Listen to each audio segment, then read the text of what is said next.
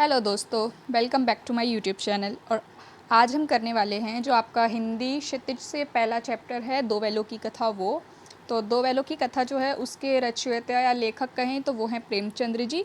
तो उसको करने से पहले हम एक बार प्रेमचंद्र जी का परिचय देख लेते हैं, ठीक है। तो प्रेमचंद्र जी का जन्म कहाँ हुआ था? इनका जन्म बनारस में 1980 में लम्ही गाँव में हुआ था, ठीक है। प्रेमचंद्र का बचपन जो है उनका अभाव में बीता, मतलब काफ़ी ज़्यादा दुख तकलीफ़ें थी इनके घर में बीता। और शिक्षा बीए तक ही हो पाई। जो प्रेमचंद्र की शिक्षा थी वो ज़्यादा नहीं हो पाई, उन्होंने बीए तक ही शिक्षा ली।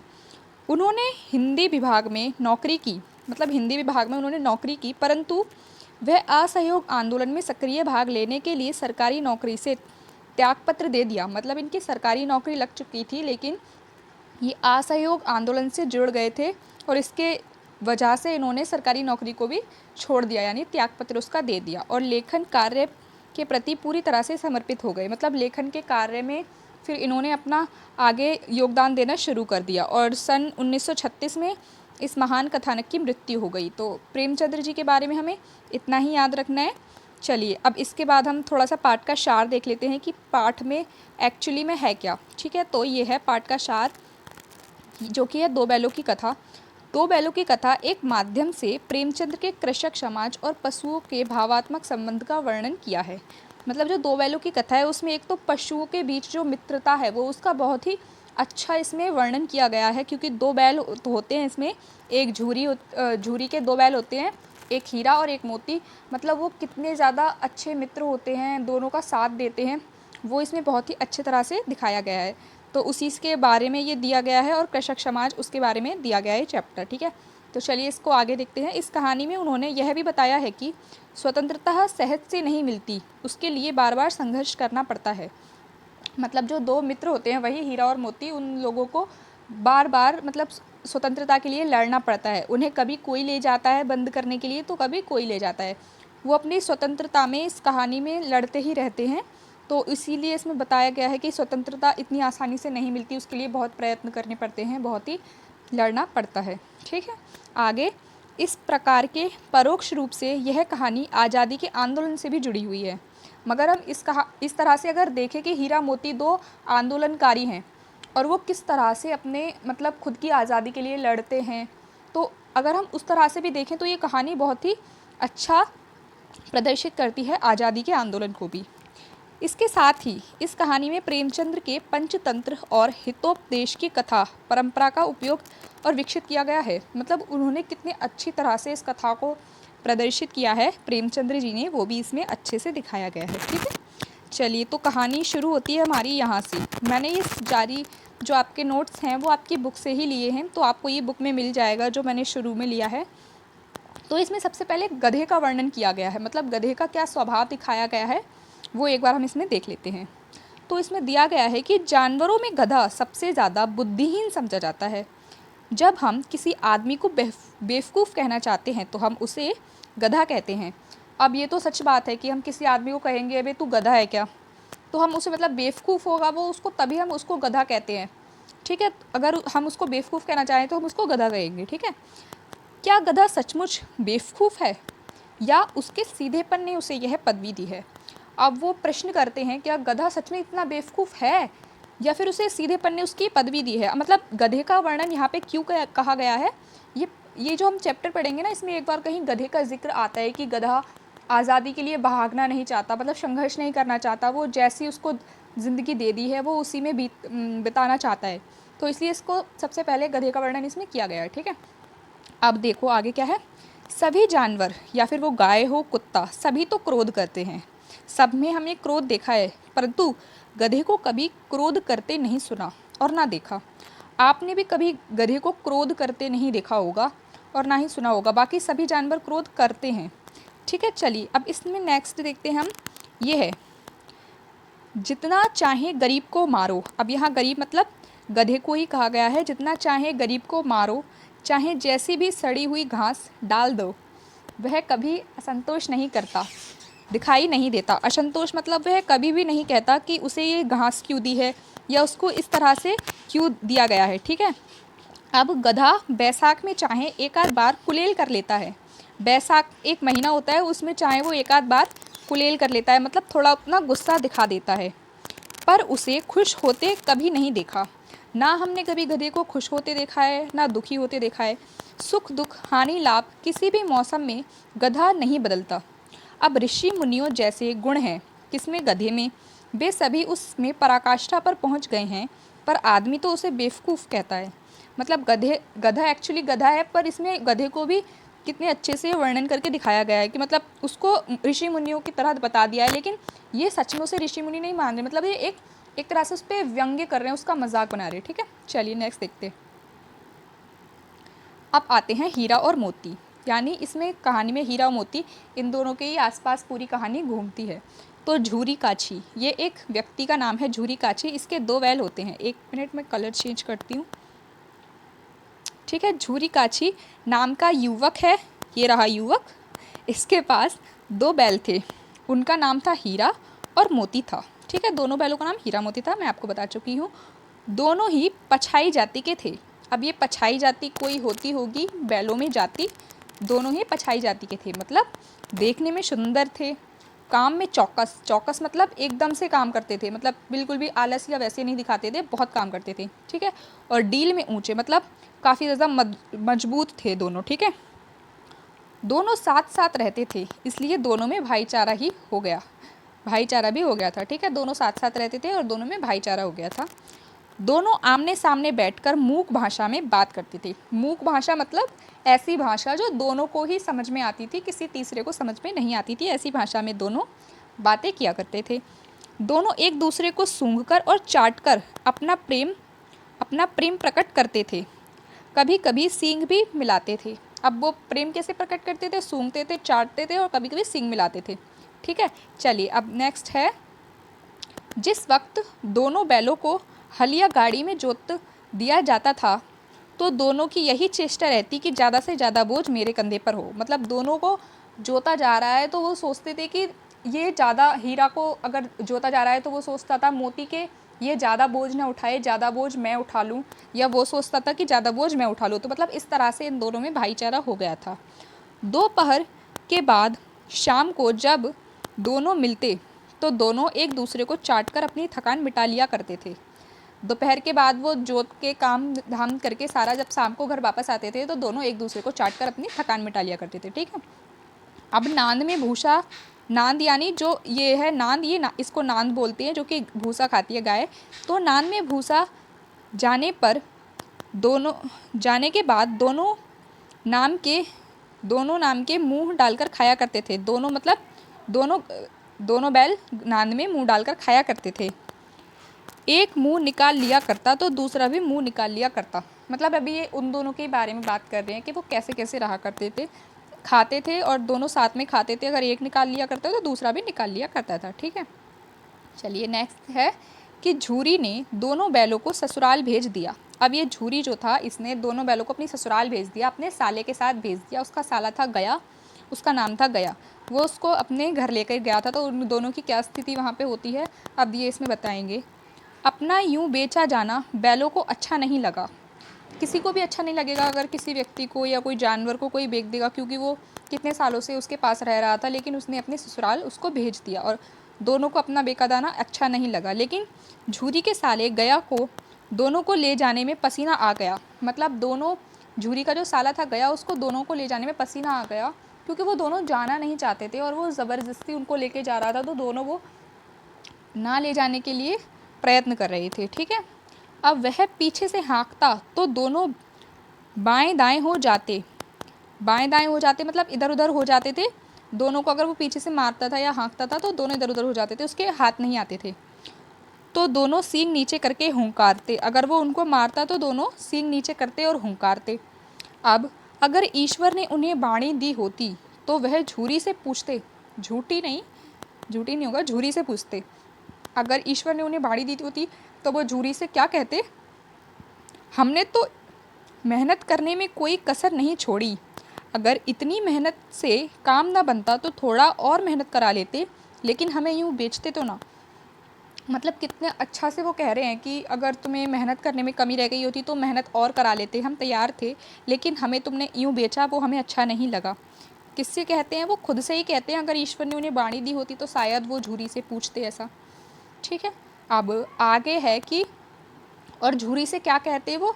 हमें तुम्हारे पास मर जाना कबूल था। मतलब अगर हम तुम्हारे पास रहकर मर भी जाते तो वो हमें कबूल था, लेकिन तुमने जो कुछ खिलाया वो भी हमने खा लिया। कभी कोई शिकायत नहीं की कि तुमने रूखा दिया है, सूखा दिया है, हमने तुम्हें कभी कोई शिकायत नहीं की। लेकिन इस जालिम के हाथों यूँ बेच दिया। क्यों बेच दिया तुमने? मतलब इस जालिम के हाथ हमें क्यों बेच दिया? ये भी अगर हम उनसे पूछते, अगर इनकी ज़ुबान होती तो। ठीक है, अब वह झूरी के साले के यहाँ पहुँच गए। अब दोनों बैल झूरी के साले के यहाँ पे पहुँच गए हैं, मतलब गया के यहाँ पे वो पहुँच गए हैं। दिन भर से भूखे थे, पूरे दिन के भूखे थे, पर किसी ने भी चारा खाने के लिए मुंह न डाला। मतलब दिन भर के तो वो भूखे थे, लेकिन दोनों में से किसी ने भी चारा खाने के लिए नान में मुंह नहीं डाला। दोनों ही नहीं खाना चाहते थे, क्योंकि अगर उदास हो तो खाना नहीं खाया जाता। ठीक है, जिसे वह अपना घर समझते थे अब वो उनसे छूट चुका था। झूरी को वह अपना घर समझते थे, अपना मानते थे, लेकिन झूरी ने उन्हें बेच दिया और झूरी का घर उनसे छूट चुका था। दोनों उदास बहुत थे। दोनों ने सलाह बनाई और रात को सोकर सुबह भाग गए। दोनों सलाह बनाई और वो सुबह भाग गए। कहाँ से? गया के घर से भाग गए और झूरी के पास आ गए। ठीक है, अब झूरी जब सुबह को देख उठा तो उसने देखा कि दोनों बैल सामने खड़े हैं। मतलब उसने जब वो सोकर उठा तो देखा तो ये दोनों ही सामने खड़े हैं। अब दोनों की क्या हालत थी वो यहाँ है कि दोनों के घुटने जो है वो कीचड़ में सने थे। दोनों की आंखों में विद्रोह में स्नेह झलक रहा था। विद्रोह में स्नेह मतलब एक तो उनकी आंखों में स्नेह तो था कि वो अपने मालिक के पास वापस आ गए हैं, अपने घर वापस आ गए हैं, लेकिन विद्रोह भी था कि मतलब तुमने हमें यूँ भेज दिया। मतलब थोड़ी सी विद्रोह, इस तरह से विद्रोह था कि तुमने हमें भेजा है, मतलब तुमने हमें अपने पास नहीं रखा और तुमने भेज दिया। वो विद्रोह था उनकी आंखों में, और वह लेकिन साथ ही साथ स्नेह भी था, तो विद्रोह में स्नेह झलक रहा था। अब झूरी दोनों को देखकर खुश हो गया और दोनों को गले से लगा लिया। अब था तो झूरी भी उनसे मतलब प्रेम करता था, दोनों को इतने सालों से पाला था, तो उसने जैसे ही उन्हें देखा तो अपने गले से लगा लिया। अब क्या होता है, वहाँ पे गांव के सभी लड़के इकट्ठे हो गए और दोनों को स्वागत ताली बजा बजा कर करने लगे। गांव के सभी बच्चे इकट्ठे हो गए थे और दोनों का स्वागत करने लगे, क्योंकि ये गांव में ऐसा पहली बार हुआ था। गांव में ऐसा पहले कभी नहीं हुआ था, ये पहली बार था। और बाल सभा ने फैसला किया, बाल सभा मतलब बालकों की सभा थी, उन्होंने फैसला किया कि दोनों की वीरता पर उन्हें अभिनंदन पत्र देना चाहिए। ठीक है, इसलिए कोई अपने घर से रोटियां लेकर आया, किसके लिए? बैलों के लिए। कोई गुड़ लाया तो कोई चोकर और भूसी लाया। चोकर भूसी सारी चीज़ें गाय बैल खाते हैं। ठीक, चलिए नेक्स्ट देखते हैं। अब एक बालक ने कहा, ऐसे बैल किसी के पास ना होंगे। और फिर दूसरे ने कहा, इतनी दूर से दोनों अकेले चले आए। तीसरा बोला, बैल नहीं हैं, ये उस जन्म के आदमी हैं। जब झूरी की बीवी ने दोनों को देखा, दोनों बैलों को देखा, तो वो तो जल उठी। मतलब उसको चिढ़ लग गई कि मतलब मेरे भाई के यहाँ से कैसे आ गए दोनों भाग के। और बोली, कैसे नकारा बैल हैं, एक दिन भी न रुके और भाग खड़े हुए। अब झूरी को यह बात अच्छी नहीं लगी और बोला, दाना पानी नहीं दिया होगा इसलिए भाग खड़े हुए। अब झूरी की बीवी नालायक थी, उसने कहा, जिए या मरे मैं तो चारा नहीं दूंगी। उसने ऐसा ही किया, उसने चारा नहीं दिया और दोनों पूरी रात भूखे रहे। ठीक है, जब बैलों ने खाने के लिए नान में मुंह डाला तो उसमें ना कोई चिकनाहट ना स्वाद, मतलब उसमें कोई स्वाद नहीं था, खाने में बेसुध खाना था, भूसा में कुछ भी चिकनाहट नहीं डाली थी, ना स्वाद था उसमें। ठीक है, दोनों आशा की दृष्टि से बाहर देखते रहे। मतलब उन्हें आशा थी कि कोई रोटी लेके आता होगा और वो बाहर देखते रहे, लेकिन कोई भी लेके नहीं आया। अब झूरी ने मजूर से कहा, थोड़ी खली डाल दे। मजूर मतलब उनके यहाँ पे काम करता था नौकर, उससे कहा कि थोड़ी खली डाल दे। खली मतलब थोड़ा उन्हें स्वाद बढ़ जाएगा जो वो खा रहे हैं उसमें। अब झूरी ने कहा, चुरा कर ही डाल दे, लेकिन उसने मालकिन के डर से ऐसा नहीं किया। वो मालकिन से डरता था और बोला कि झूरी से कहने लगा, अगर जब मालकिन मुझे डांटेगी तो तुम भी उन्हीं का पक्ष लोगे और मुझे डटवा दोगे इसी वजह से कि तुमने उन्हें क्यों खाना दिया। ठीक है, अब आता है यहाँ से दूसरा पैराग्राफ। अब इसमें क्या होता है, अगले दिन झूरी का साला फिर आया और दोनों बैलों को ले गया। अब की बार उसने दोनों को गाड़ी में जोता। अब की बार दोनों को उसने बैलगाड़ी में जोता था, ठीक है। मोती ने 2-4 बार गाड़ी को नदी में गिराना चाहा, पर हीरा ने उसे रोक लिया। नदी में गिराना चाहा, ठीक है। अब जो मोती था वो थोड़ा मतलब गुस्सैल टाइप का था मोती, लेकिन हीरा थोड़ा स्वभाव में कम गुस्सा करता था, ठीक है। अब घर जाकर झूरी के साले के दोनों को सूखा चारा दिया। झूरी के साले ने दोनों को सूखा चारा डाल दिया और अपने बैलों को खली चुनी सब दी। मतलब जो झूरी, ये दोनों बैल थे हीरा मोती, इन दोनों को तो उसने सूखा दिया, लेकिन जो उसके अपने बैल थे उसको उसने खली चुनी सब दी थी। अब दोनों बैलों का ऐसा अपमान तो पहले कभी नहीं हुआ था। अब झूरी उन्हें कभी मारता नहीं था और खाने के लिए भी अच्छा खाना देता था, लेकिन यहाँ उनका अपमान हो रहा था और उन्हें मारा भी जा रहा था, क्योंकि उन दोनों को ऐसा अच्छा नहीं लग रहा था उनका यूँ मारा जाना। अब क्या होता है आगे? दूसरे दिन क्या हो गया था कि दूसरे दिन गया ने बैलों को हल में जोता। इस बार दोनों ने कसम खा ली थी कि उसका साथ नहीं देंगे, इसलिए दोनों ने पैर भी नहीं उठाए। अब हीरा मोती ने कसम खा ली थी कि हम इसका हल जोतने में गया का साथ नहीं देंगे, इसलिए उसने कसम खा ली थी कि पैर नहीं उठाएंगे, हम बिल्कुल भी काम नहीं करेंगे। झूरी के साले ने हीरा की नाक पर डंडा मारा। अब उसने मारा, झूरी के साले गया ने हीरा की नाक पर डंडा डाला, तो क्या होता है कि मोती को गुस्सा आ गया और वह रस्सी लेकर भागा और हल, रस्सी, जुआ उसने सब टूट टाट कर बराबर कर दिया, सारी चीज़ें टूट गई। अब हीरा ने कहा, भागना व्यर्थ है। मोती ने उसको उत्तर दिया, तुम्हारी तो इसने जान ही ले ली थी, लेकिन अब की बड़ी मार पड़ेगी। पढ़ने दो, बैल का जन्म लिया है तो मार से कहाँ तक बचेंगे। गया 2 आदमियों के साथ दौड़ा आ रहा है। हीरा ने समझाया, नहीं भाई, खड़े हो जाओ, मुझे मरेगा तो मैं भी 1-2 गिरा ही दूंगा। कौन बोला? हीरा बोला, क्योंकि वो डरता किसी से नहीं था। चलिए नेक्स्ट है, नहीं, हमारी जाति का यह धर्म नहीं। ये कौन बोलता है? हीरा बोलता है, क्योंकि वो बहुत ही सीधा सद्भाव में अच्छा था, उसको गुस्सा ज़्यादा जल्दी नहीं आता था। उसी समय गया आ गया और दोनों को पकड़कर ले गया, ठीक है। यह अच्छा था कि उसने मारपीट नहीं की, नहीं तो मोती भी इसका जवाब दे ही देता। मोती तो गुस्सैल था, अगर गया कुछ भी मारता वारता तो उसको वो जवाब दे ही देता। कौन? मोती दे देता। आज फिर दोनों को रूखा सूखा भूसा दिया गया। फिर से उन्हें रूखा सूखा भूसा डाला। वो दोनों चुपचाप खड़े थे। उसी समय एक लड़की 2 रोटी लेकर वहाँ आई और दोनों को रोटी दे दी। ये लड़की गया के परिवार में ही उसकी लड़की थी और इस लड़की भैरों की थी। उसी के परिवार में था कोई भैरो, उसकी लड़की थी और उसकी माँ जो है वो मर चुकी थी और जो उसकी सौतेली माँ थी उसे बहुत मारती थी, मारपीट करती थी, इसलिए वो जो लड़की है उसको हीरा मोती से स्नेह हो गया था। अब 2 रोटियों से उनकी भूख तो नहीं मिटी। 2 रोटियों से दोनों का क्या ही भला होता, उनकी भूख नहीं मिटी, पर मानो कि दोनों को भोजन सा मिल गया। अब उन्होंने कभी रोटी इतने दिनों से नहीं खाई थी, तो मतलब उनको ऐसा तो लगा ना कि उन्हें भोजन मिल गया, लेकिन दोनों की भूख नहीं मिटी, ठीक है। चलिए नेक्स्ट है, दोनों दिन भर जोते जाते। दोनों को दिन भर जोता जाता था, डंडे खाते, और शाम को वही बालिका उन्हें 2 रोटियां खिलाकर चली जाती। प्रेम की इन 2 रोटियों से इतना बरकत थी, मतलब क्या बरकत, मतलब कहते हैं ना कि थोड़ी सी चीज़ हो तो उसमें भी सबका भला हो जाता है, सब पेट भर के खा लेते हैं। तो प्रेम की इन 2 रोटियों में भी इतनी बरकत थी कि वह दोनों सूखा भूसा खाकर भी दुर्लभ नहीं होते थे। मतलब दोनों सूखा भूसा खाते थे और सिर्फ 2 रोटियां खाते थे, फिर भी दोनों में ताकत बनी थी और दोनों कमज़ोर नहीं हुए थे। वह दोनों की आंखों में विद्रोह भरा था। अब विद्रोह तो था दोनों की आंखों में, क्योंकि वो इस तरह से बेचे गए और वहाँ पे आ गए और उनको रोटी वोटी नहीं मिल रही थी खाने को अच्छे से, इसलिए।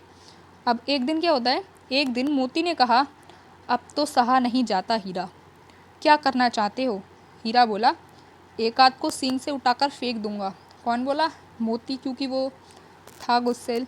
अब लेकिन वो छोटी सी लड़की जो हमें रोटियां खिलाती है वो इसी घर की लड़की है, वो अनाथ न हो जाएगी अगर हम चले गए यहाँ से तो? तो मालकिन को फेंक दूंगा, वही तो उसे मारती है। हीरा मोती बोला, अगर मैं उस मालकिन को ही उठा के फेंक दूंगा क्योंकि वही उस लड़की को मारती है।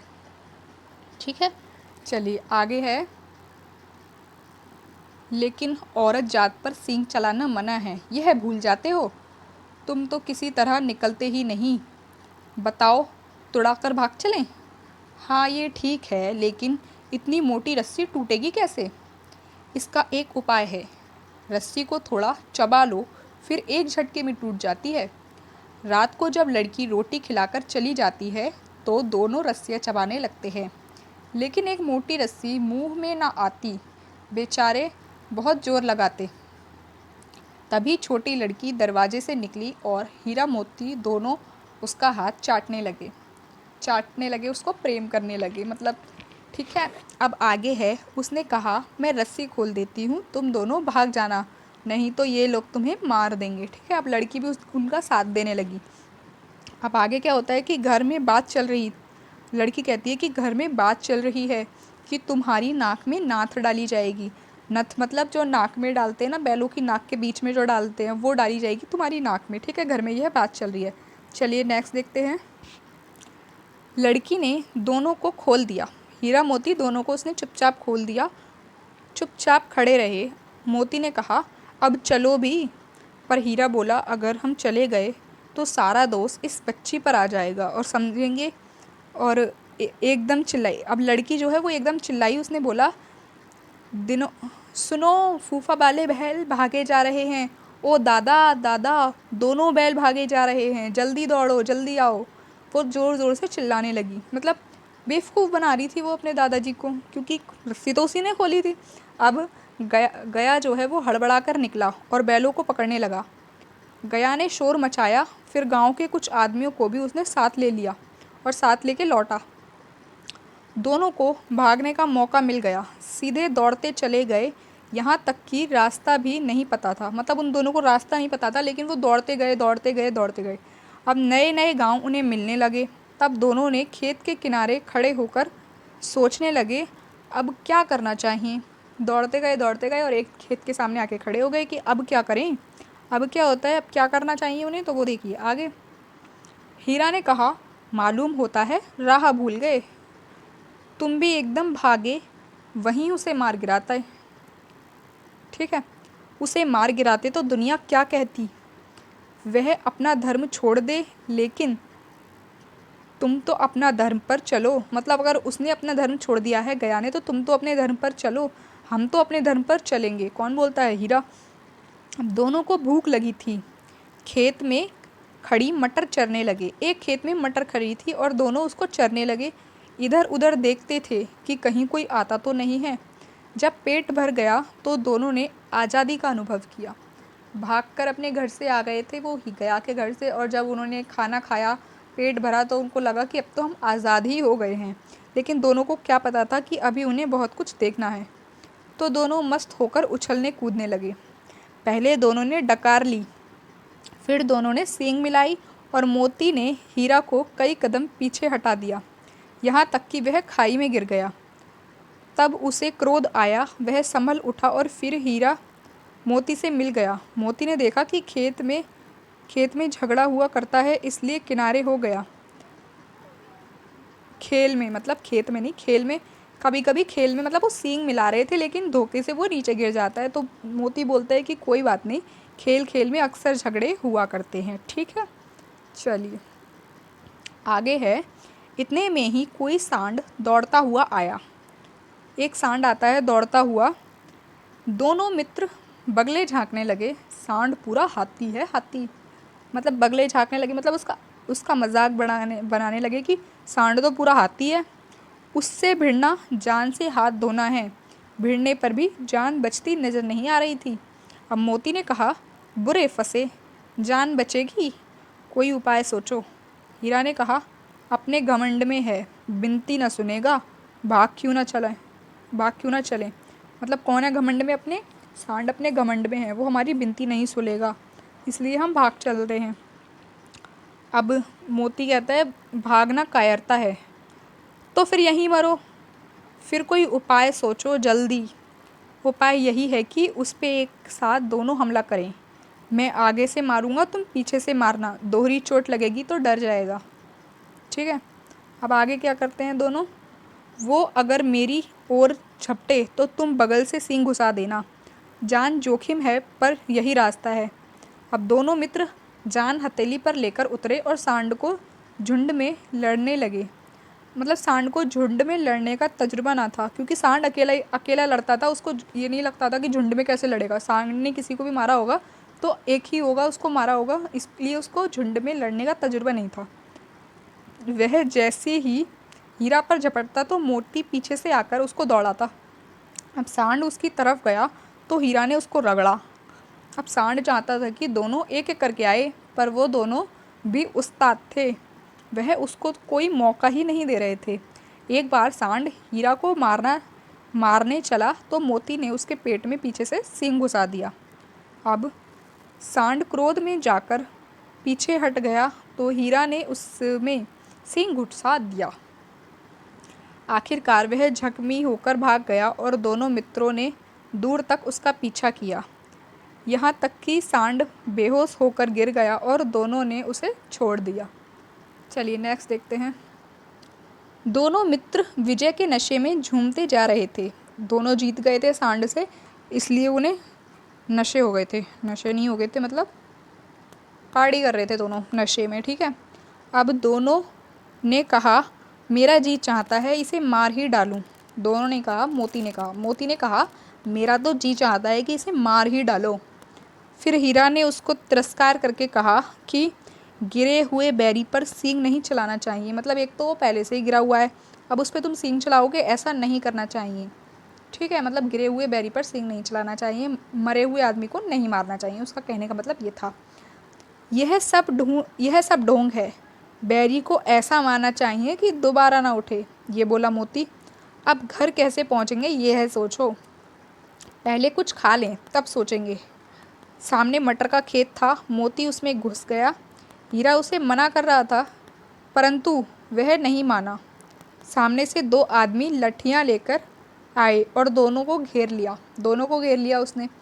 अब हीरा बाहर था, हीरा तो बाहर की ओर खड़ा था लेकिन मोती जो है वो अंदर था।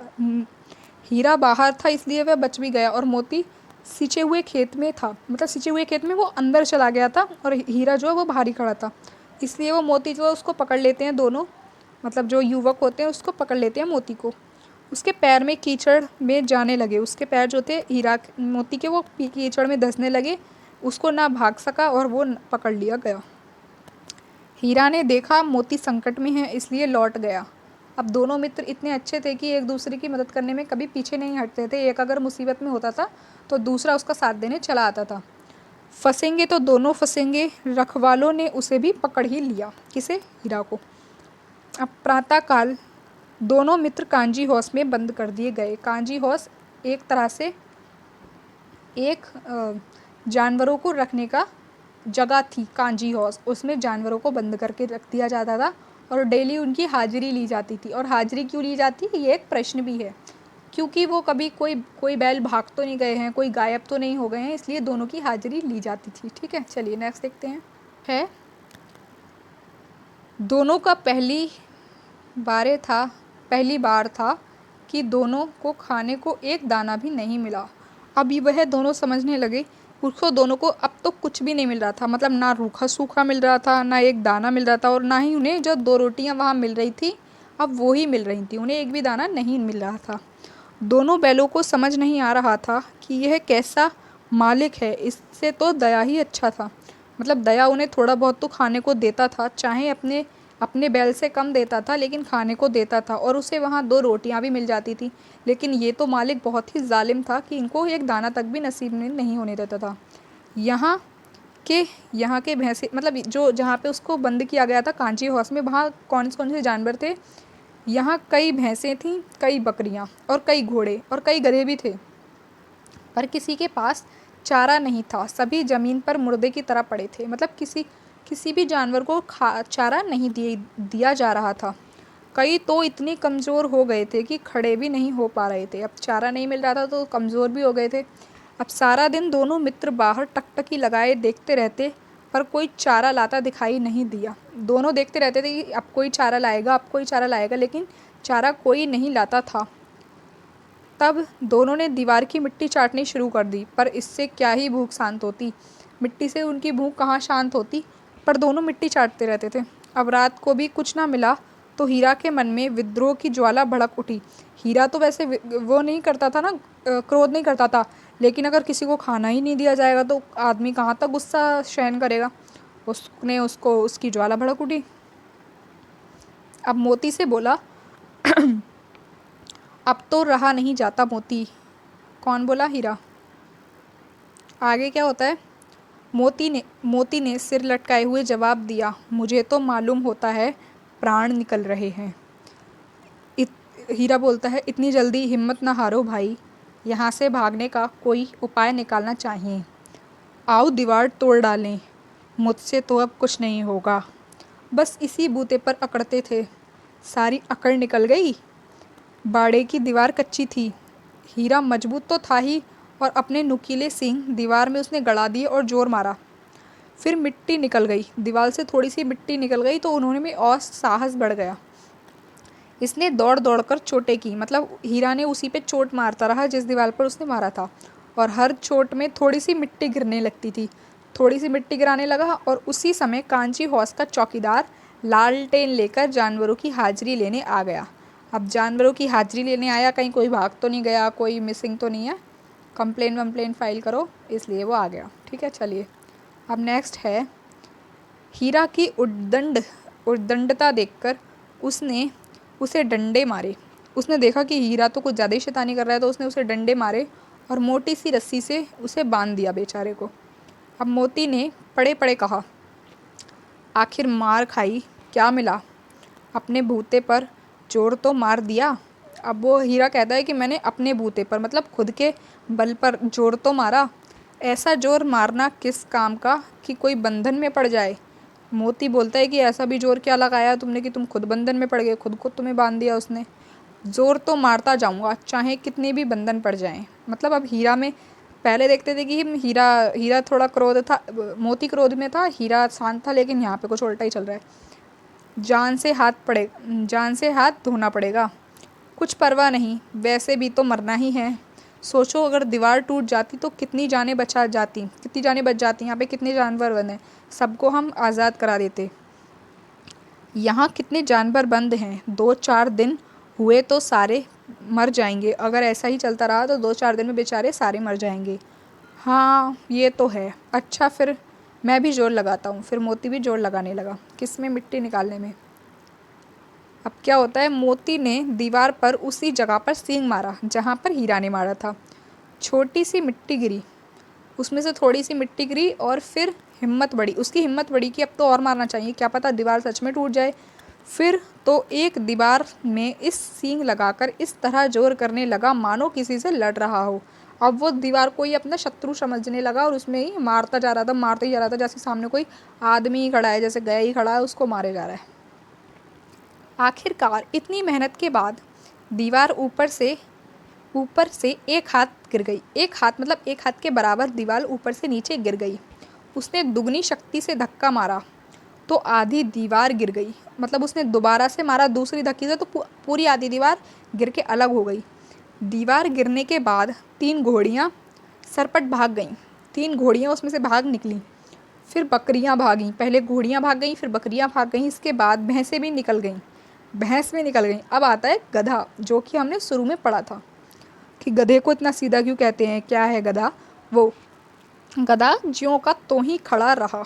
जो गधे थे वहाँ ऐसे के वैसे ही खड़े रहे जैसे खड़े थे। हीरा ने पूछा, तुम दोनों क्यों नहीं भाग जाते? एक गधे ने कहा, अगर फिर पकड़े गए तो क्या हुआ, अभी तो भागने का अवसर है, अभी तो भाग सकते हो। हमें तो डर लगता है, हम तो यहीं पड़े रहेंगे। इसीलिए कहा जाता है कि गधे को बेवकूफ़ कहा जाता है। ठीक है, तो यहाँ पे दिखा दिया है गधे ने अपनी गधापन। चलो देखते हैं। आधी रात से ऊपर आ गई। दोनों गधे खड़े होकर सोच ही रहे थे कि भागें या ना भागें, और मोती अपने मित्र की रस्सी काटने में लगा हुआ था। मतलब जो हीरा को उसने मोटी रस्सी से बांध दिया था ना, चौकीदार ने। वो उसी रस्सी को काटने में बेचारा लगा हुआ था मोती, क्योंकि वो अपने दोस्त के बिना नहीं जाता, क्योंकि उन दोनों में मित्रता थी और मित्रता इतनी अच्छी थी। जब वह हार गया तो हीरा ने कहा, तुम जाओ, मुझे यहीं पड़ा रहने दो, शायद कहीं भेंट हो जाए, मतलब कहीं हम दोनों दोबारा मिल जाएं, तुम जाओ, मुझे यहीं रहने दो। मोती ने आंखों में आंसू लाकर कहा, तुम मुझे इतना स्वार्थी समझते हो हीरा? हम दोनों इतने दिनों के से एक साथ रहे हैं, आज तुम विपत्ति में हो तो मैं तुम्हारा साथ छोड़कर कैसे चला जाऊं? मतलब दोनों में कितना प्यार था देखिए, लेकिन आज के अगर दोस्त हो तो चले ही जाएं, कोई इतना साथ ना दे, लेकिन वो दोनों कितने अच्छे दोस्त थे। अगर दोस्त मिले तो हीरा मोती जैसे। हीरा ने कहा, बहुत मार पड़ेगी, बहुत मार पड़ेगी, समझ जाएंगे कि यह तुम्हारी शरारत है, सारे लोग समझ जाएंगे कि तुम्हारी शरारत है, ये सब तुमने किया है और तुमने इन सब जानवरों को भगाया है। अब आगे है, मोती ने गर्व से बोला, जिस अपराध के लिए तुम्हारे गले में बंधन पड़ा, उसके लिए अगर मुझे मार भी पड़े तो क्या? इतना तो हो ही गया कि 9-10 प्राणियों की जान बच गई, वे सब तो आशीर्वाद देंगे ही ना हमें। यह कहते हुए मोती ने दोनों गधों को सींग से मारकर बाड़े के बाहर निकाला और तब अपने बंधु के पास आकर सो गया। अब देखिए, गधों में इतनी हिम्मत नहीं थी कि वो खुद बाहर चले जाएं, लेकिन मोती ने उनका साथ दिया, मतलब उन्होंने अपनी टांग भी आगे नहीं निकाल रहे थे, तो मोती उनको भाग निकालने में वो कर रहा था, मतलब कितने ज़्यादा सीधे या बुद्धू या जो भी कहो तुम, वो थे, ठीक है। भोर होते ही मुंशी प्रेमचंद और चौकीदार तथा अन्य कर्मचारियों में कैसी खलबली मची, इसके लिखने की ज़रूरत नहीं। मुंशी प्रेमचंद यहाँ कहाँ से आ गए? चलो आगे होंगे। इन सभी में खलबली मच गई, इसकी ज़रूरत तो कहने की है नहीं, क्योंकि दोनों बैल भाग गए थे, सारे जानवर निकल चुके थे। बस इतना ही काफ़ी था कि मोती का खूब मरम्मत हुई और उसे भी मोटी रस्सी से बांध दिया। मरम्मत हुई मतलब ऐसी कुछ मरम्मत नहीं, बेचारे को मार पड़ी और उसे भी रस्सी से बांध दिया कि हाँ, इन्होंने ही दोनों ने उसको भगाया है। किसको? दोनों ने ही सब जानवरों को भगाया है। 1 सप्ताह तक दोनों मित्र वहाँ पड़े रहे। किसी ने चारे का एक तिनका भी नहीं डाला था। हाँ, एक बार पानी दिखा दिया था, मतलब पानी दिया भी नहीं था, पानी दिखा दिया था, यही उनका एक आधार था। दोनों इतने पतले, मतलब इतने दुर्बल हो गए थे कि उठा तक नहीं जाता था। एक दिन बड़े के सामने दुग्गी बजने लगी। बड़े मतलब बाड़े के सामने, मतलब आंगन के सामने दुग्गी बजने लगी। कोई कुछ बजा रहा था। वहाँ बहुत सारे आदमी एकत्र हो गए और उसी दिन दोनों को बाहर निकाला गया। मतलब इस समय उनकी दोनों की नीलामी हो रही थी, कोई खरीदार उन्हें खरीदने के लिए आया था और उनकी देखभाल होने लगी। मतलब पहले उनकी देखभाल नहीं होती थी, लेकिन अगर उन्हें कोई खरीदेगा तो अच्छा खासा अच्छे ताजे मोटे होने चाहिए, तभी कोई खरीदेगा, इसलिए उनकी देखभाल होने लगी। लोग आकर उनकी सूरत देखे और चले जाते, सूरत देखते थे और चले जाते। ऐसे मृतक बैलों का कौन खरीदार होगा? बेचारे अधमरे हो गए थे, तो दोनों को कौन ही खरीदता। एकदम से एक अड़ियल आदमी, जिसकी आंखें लाल थी और मुद्रा अत्यंत कठोर, व्यक्ति आया और दोनों के कूल्हे में उंगली गोदकर मुंशी जी से बातें करने लगा। मुंशी प्रेमचंद जी से। चलिए नेक्स्ट देखते हैं। उसको देखकर दोनों मित्रों के दिल का अपने लगे और वह कौन है? दोनों का दिल थम गया और देखने लगे और कहने लगे कि यह कौन है और उन्हें क्यों टटोल रहा है। एक मिनट यहाँ कुछ मिस है क्या?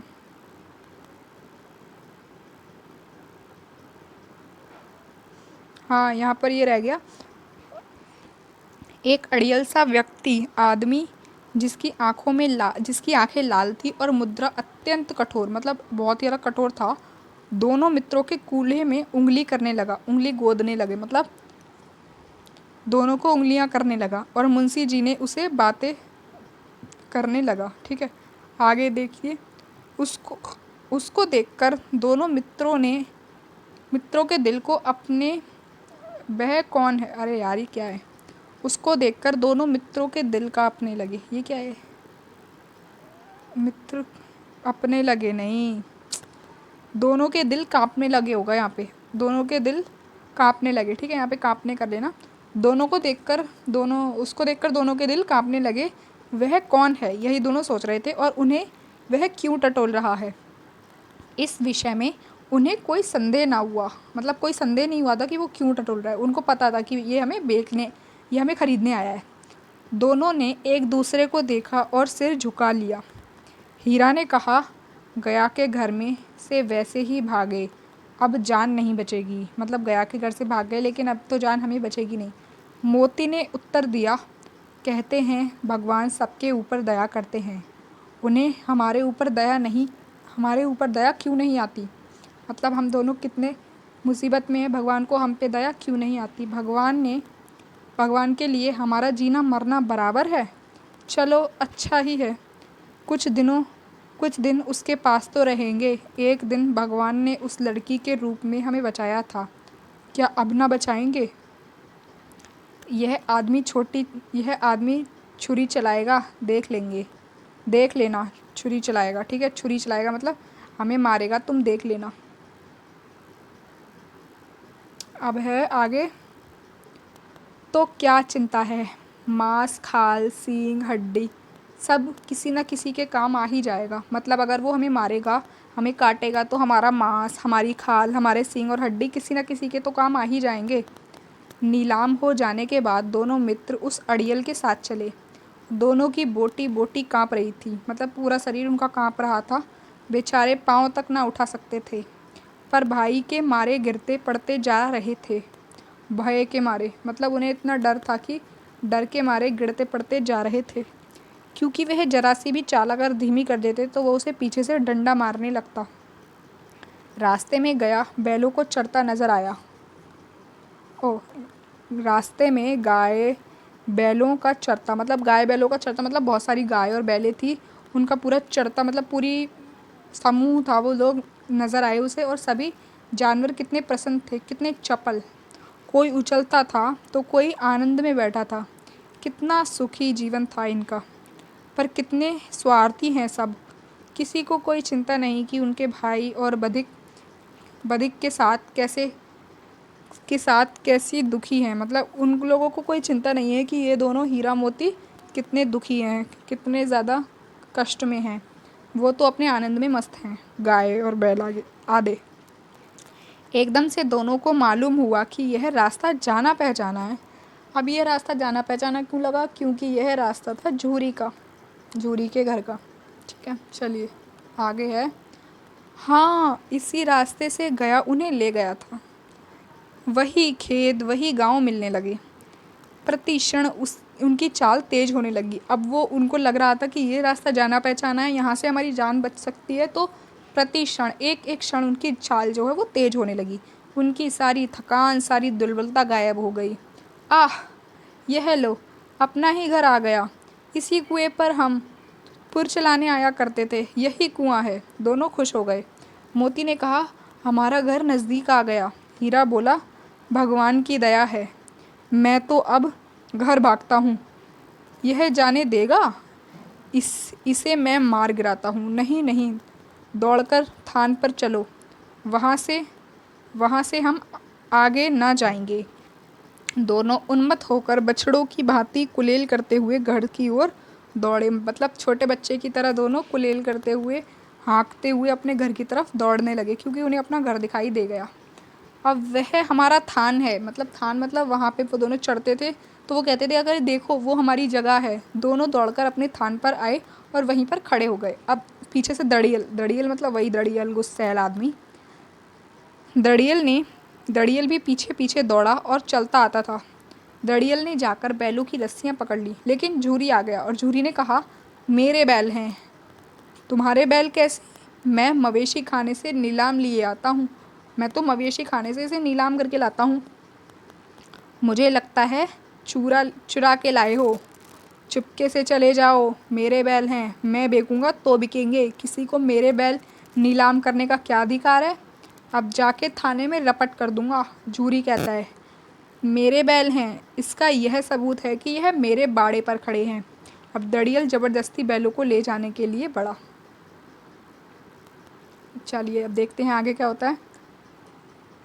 उसी वक्त मोती ने सींग चलाया और दड़ियल पीछे हट गया।